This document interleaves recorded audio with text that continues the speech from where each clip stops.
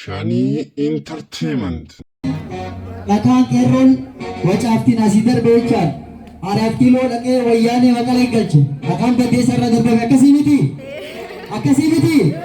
Tolootummaanis akka godinatti miti akka Oromiyaatti fakkeenya ta'aa jirtan.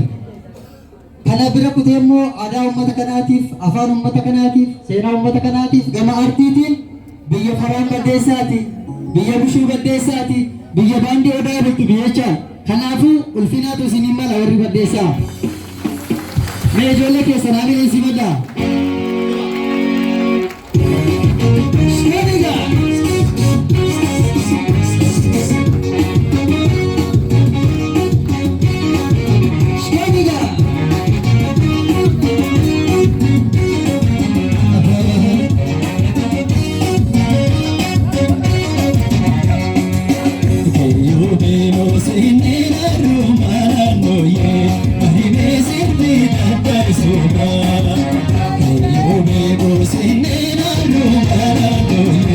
Maribe